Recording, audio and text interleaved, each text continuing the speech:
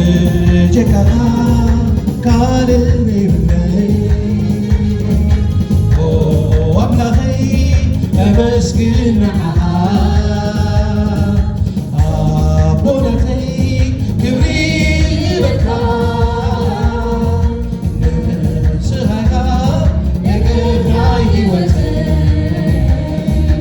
ንጀካኻ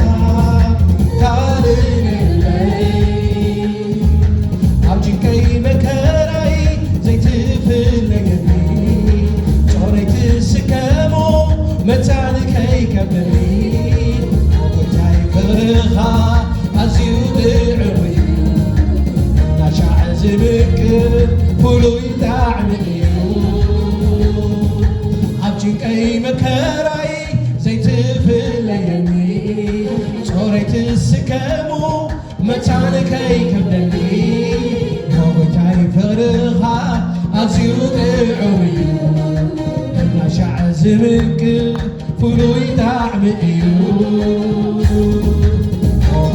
ኣምላኸይ ኣመስግን ንዓኻ ኣቦናተይ ክብሪ ይበካ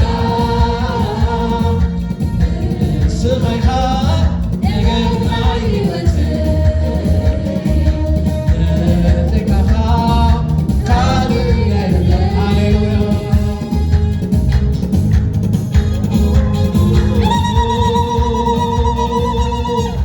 ሃሌሉያ ኢየሱስ ማራባስከደሽ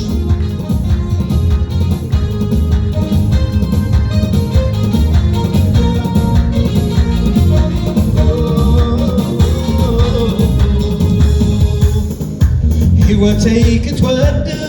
ስቕልካ ዘይትርኢ ኣነ የመድሕንካ ኣጆኻ ትበሊ ዕላናይ ሓጢኣተይ ብደምካ ኸፊልካ መስቀለይ ኣልዒለ ስዕብ ደድሕሪኻ ሕይወተይ ክትወድቕ ስቕልካ ዘይትርኢ